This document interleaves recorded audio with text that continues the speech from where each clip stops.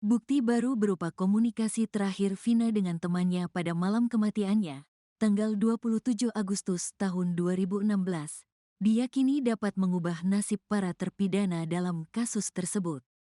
Vina saat itu ditemukan bersama kekasihnya, Eki, di Jembatan Talun, Kabupaten Cirebon. Keduanya kemudian sama-sama meninggal dunia. Atas kasus kematian Vina dan Eki, saat ini masih ada 7 orang yang dipenjara. Mereka dijatuhi hukuman seumur hidup, sedangkan 1 orang, Saka Tatal, sudah keluar penjara. Dia dihukum 8 tahun penjara karena saat kejadian masih di bawah umur. Ahli psikologi forensik, Reza Indragiri Amril, mengungkapkan data percakapan Vina dengan temannya yang diungkapkan oleh Edwin Partogi, anggota tim hukum dari Saka Tatal, bisa menjadi kunci penting dalam proses hukum lebih lanjut.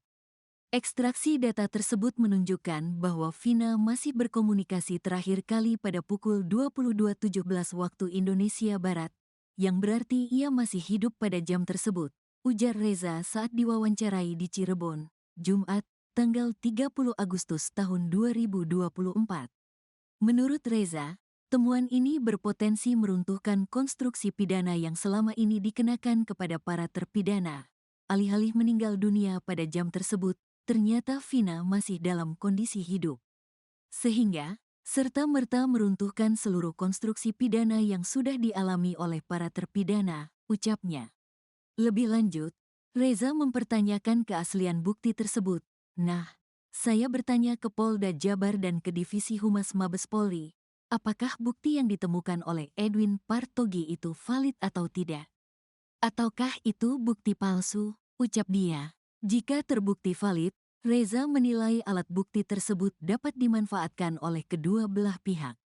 Baik oleh para terpidana untuk mengajukan peninjauan kembali, PK, maupun oleh Polri untuk penyelidikan lebih lanjut.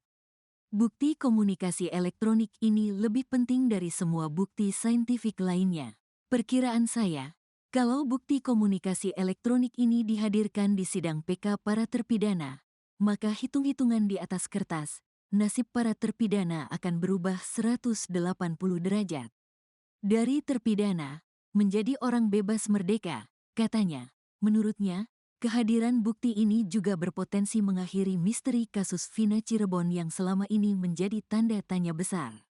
Jadi kita tunggu, kalau sidang PK menghadirkan alat bukti yang satu ini, yaitu bukti komunikasi elektronik, maka segala macam perbincangan yang kita lakukan selama sekian bulan ini terkait dengan proses penegakan hukum, yang konon compang camping ini, akan bisa menemukan titik akhir, ujarnya.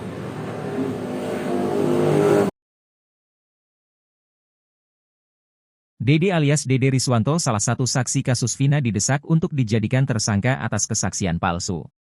Hal itu muncul jelang sidang PK para terpidana kasus Vina yang dimulai pada Rabu, 4 September 2024. Dede Riswanto benar-benar terjebak dalam pengakuannya sendiri soal kasus Vina Cirebon. Dede Riswanto tak memiliki bukti terkait pengakuannya soal AF di kasus Vina Cirebon. Dalam kesaksian sebelumnya, Dede bersama AF Rudiansyah mengaku melihat peristiwa mengejaran dan pelemparan batu sebelum Vina dan Eki ditemukan sekarat di Jembatan Talun 2016 silam. Kesaksian Dede dan AF inilah yang menjadi dasar 7 terdakwa dijatuhi hukuman penjara seumur hidup. Kini, setelah 8 tahun berlalu, Dede mengakui bahwa kesaksiannya itu palsu dan dia hanya mengikuti skenario AF dan Ibtu Rudiana. Namun, sebelum mengaku, pihak kuasa hukum para terpidana telah melaporkan Dede dan AF ke Bareskrim Polri terkait kesaksian palsu tersebut. Jutek Bongso, kuasa hukum para terpidana, meminta Bareskrim Polri segera menetapkan Dede sebagai tersangka. Kami melaporkan sebelum dia mengaku depan media dan datang ke Kang Deddy Mulyadi.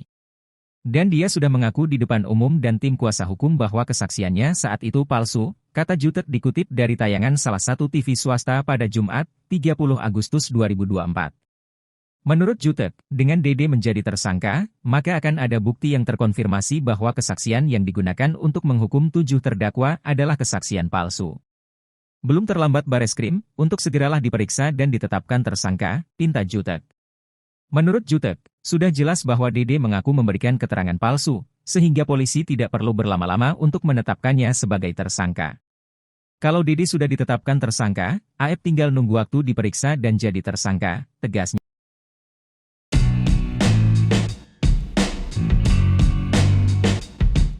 Sosok Bribka Dani Hermansyah, anggota Polda Jawa Barat kini jadi sorotan. Hal itu karena Bribka Dani banyak membantu Peggy Setiawan saat berada di dalam penjara. Dani Hermansyah menjadi perbincangan publik lantaran dia rela memberikan jatah makannya untuk Peggy Setiawan yang pada saat itu ingin sahur. Tak hanya itu, Dani Hermansyah juga disebut Peggy Setiawan merupakan sosok polisi yang baik dan bersahabat. Disebut-sebut sebagai salah satu polisi baik oleh Peggy Setiawan, Bribka Dani Hermansyah ternyata memiliki sejumlah prestasi membanggakan.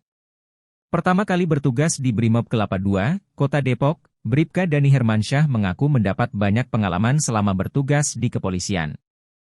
Selain pernah bertugas sebagai pasukan perdamaian di wilayah Afrika Tengah, Bribka Dani Hermansyah juga menjadi salah satu penerima penghargaan tertinggi dari PBB.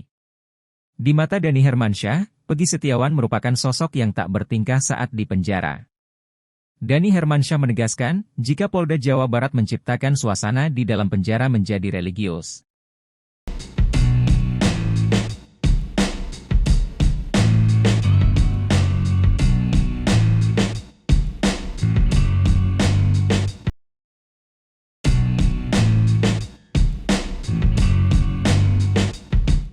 Dianggap menjebak dan diduga ikut terlibat merekayasa, pengacara terpidana kasus Vina, Sudirman yang ditunjuk Polda Jabar didesak agar dipecat.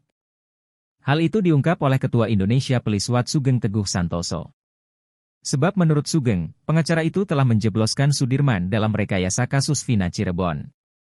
Padahal sebagai pengacara, seharusnya bisa membela hak Sudirman di kasus Vina Cirebon. Sugeng Teguh Santoso mengatakan, Sudirman dijadikan seperti saksi mahkota oleh kepolisian untuk menjerat 7 terpidana lain, padahal semua terpidana sudah membantah. Sudirman dalam hal ini adalah korban tindakan dari tidak profesional, tindakan melanggar hukum, dari penyidik kepolisian dan juga termasuk diduga Ibtu Rudiana, ayah korban Eki, kata Sugeng dikutip dari salah satu TV swasta, Senin, 2 September 2024. Terkait pengakuan Sudirman di hadapan penyidik bahwa ia mengaku memukul Vina dan Eki, menurutnya hal itu merupakan pengakuan palsu.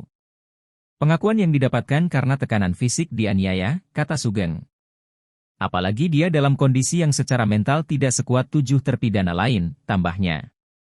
Sugeng Teguh Santoso juga menyoroti pengacara Sudirman yang ditunjuk oleh Polda Jabar. Menurutnya, peran pengacara Sudirman itu sesat. Bukannya membela hak Sudirman tetapi malah menjebloskan Sudirman untuk kepentingan rekayasa kasus oleh oknum penyidik berjalan mulus, ungkapnya. Ia menegaskan, pengacara seperti itu harus dipecat dari organisasi profesi manapun. Pengacara yang jadi alat dari oknum penyidik guna memuluskan rekayasa kasus harus dipecat oleh organisasinya. Pengacara ini adalah pengacara abal-abal, Tandansya.